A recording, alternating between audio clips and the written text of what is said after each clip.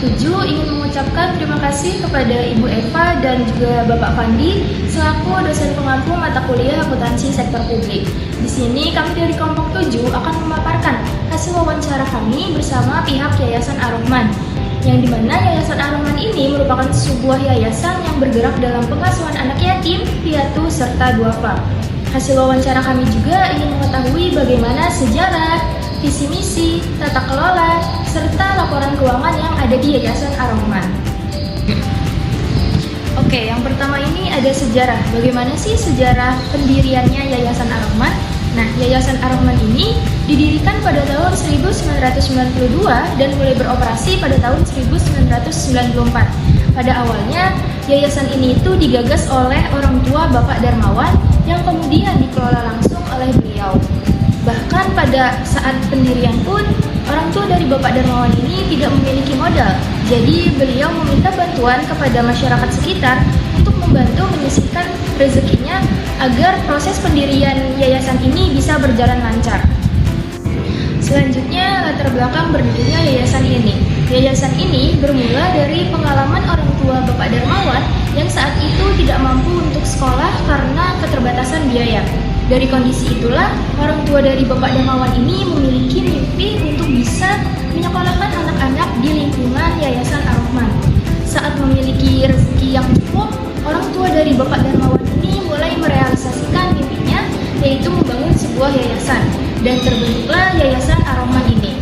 Yayasan Ar-Rahman beralamat di Jalan Salak 1 nomor 22, Ramat Selatan, Kecamatan Magelang Utara, Kota Magelang, Jawa Tengah. Selanjutnya, saya akan menjelaskan mengenai visi dan misi dari yayasan. Untuk visinya, yayasan memiliki tujuan utama yaitu meningkatkan kualitas kehidupan masyarakat melalui pembinaan generasi muda. Artinya, yayasan berupaya menciptakan lingkungan yang mampu mendorong tumbuhnya generasi muda yang lebih baik, mandiri, dan berdaya. Sedangkan untuk misinya, yayasan berfokus membantu anak yatim, piatu, duafa, serta kaum fakir dan miskin khususnya generasi muda agar dapat berkembang menjadi pribadi muslim atau muslimah yang bertakwa, mandiri, serta berperan aktif dalam kehidupan masyarakat. Dapat kita lihat bahwa yayasan telah memiliki berbagai dokumen legalitas yang lengkap. Yang pertama, ada akte pendirian yayasan sebagai bukti bahwa yayasan berdiri secara sah di mata hukum. Yang kedua, ada surat izin operasional dari dinas terkait yang menunjukkan bahwa yayasan diperbolehkan menjalankan kegiatan sosialnya secara resmi. Yang ketiga, adalah sertifikat akreditasi sebagai bukti bahwa yayasan telah melalui proses penilaian formal mengenai kelayakan dan kualitas penyelenggaraan kegiatannya. Namun, dalam operasionalnya, yayasan juga menghadapi beberapa kendala.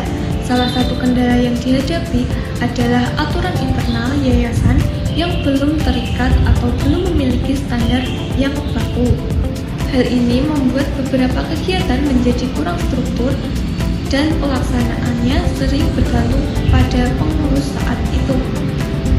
Baik, selanjutnya saya akan menjelaskan tentang struktur organisasi dari Yayasan Ar-Rahman. Yang pertama, di pucuk kepemimpinan ada Bapak Dr. Andes Budi Asnawi selaku Ketua Yayasan. Beliau ini yang memegang kendali penuh atas semua pengambilan keputusan. Lalu di bawahnya ada Bapak Dr. Arman Wijanarko dan Bapak Darmawan. Nah, beliau ini selaku sekretaris dan bendahara yang mengatur surat menyurat dan keuangan di yayasan agar semua kegiatan itu berjalan dengan lancar. Nah, setelah itu ada bagian yang gak kalah penting, yaitu bagian pengasuh dan administrasi. Untuk bagian pengasuh ada Bapak Nur Umar, Bapak Roina, Ibu Saada, dan Ibu Siti Khotijah. Sedangkan untuk bagian administrasi ada Ibu Nur Islamiyah dan Ibu Evi Oktiana. Terus gimana kalau ada acara kegiatan atau izin wawancara seperti yang kami lakukan? Untuk acara besar atau kegiatan yang memerlukan waktu lama, keputusan tetap harus lewat pengurus atas atau ketua yayasan secara langsung. Tapi kalau acara kecil, misal wawancara seperti yang kami lakukan, cukup dengan izin dengan pengurus yang sedang berjaga pada saat itu. Walaupun nggak perlu izin formal, komunikasi harus tetap terjaga antara kedua belah pihak supaya kegiatan tetap terkontrol dan tertata. Terakhir, gimana yayasan memastikan semua kegiatan berjalan sesuai ketentuan? Nah, yayasan ini punya pengasuh yang aktif dalam melakukan pengawasan. Anak-anak dilatih untuk belajar mandiri, tetapi masih dalam pengawasan supaya berjalan secara kondusif. Intinya, anak-anak punya ruang belajar mandiri, tapi masih dalam pengawasan supaya semua kegiatan berjalan dengan lancar dan kondusif. Selanjutnya, di sini saya akan menjelaskan mengenai alur penyusunan dan laporan keuangan. Yang pertama ada penyusunan anggaran. Penyusunan anggaran tahunan ditetapkan dan dilaksanakan oleh bendahara melalui proses evaluasi secara menyeluruh mengenai kebutuhan yayasan. Pihak yang terlibat dalam proses penyusunan ini meliputi pengurus, pembina, dan bagian keuangan.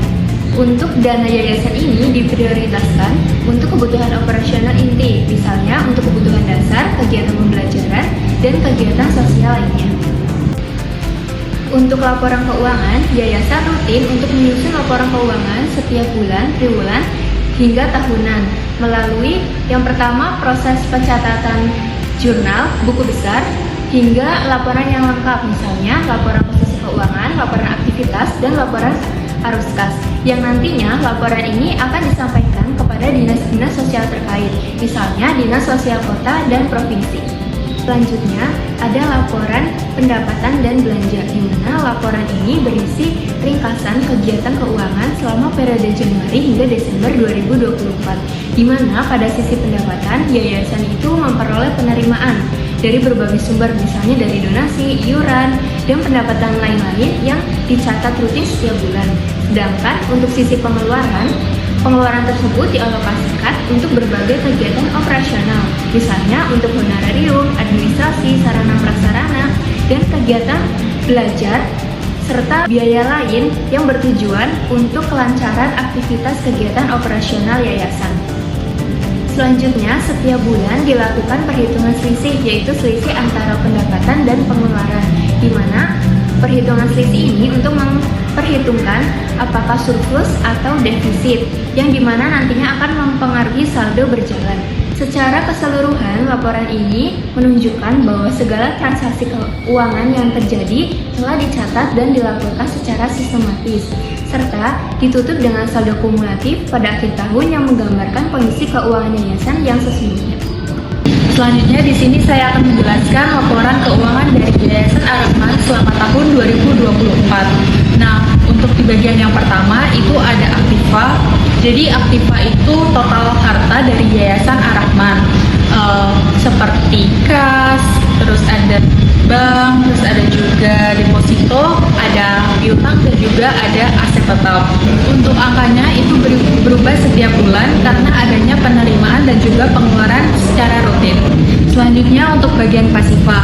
Nah, bagian ini itu menunjukkan sumber dananya seperti modal, kewajiban, surplus tahun lalu, dan juga surplus tahun berjalan.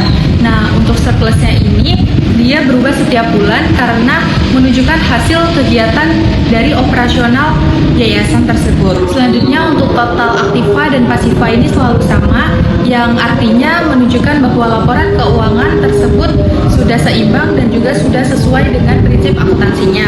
Secara keseluruhan, laporan ini menggambarkan bagaimana kondisi keuangan yayasan tersebut selama tahun 2024. Untuk menjaga transparansi dan akuntabilitas, Yayasan Ar-Rahman melakukan audit internal yang dilakukan oleh ketua, sekretaris, dan juga bendahara. Nah, untuk audit eksternalnya itu belum dilakukan karena pendapatan dari yayasan tersebut belum mencapai 1 miliar yang menjadi syarat umum bagi pemeriksa untuk melakukan auditor independen. Meskipun demikian, audit internal tetap dilaksanakan secara rutin karena memberikan manfaat yang besar bagi yayasan tersebut dan juga membantu mengevaluasi kondisi keuangan yayasan apakah mengalami surplus, defisit, ataupun stabil, dan juga memastikan bahwa setiap rupiah yang dikeluarkan itu bermanfaat dan sesuai dengan apa yang digunakan semestinya.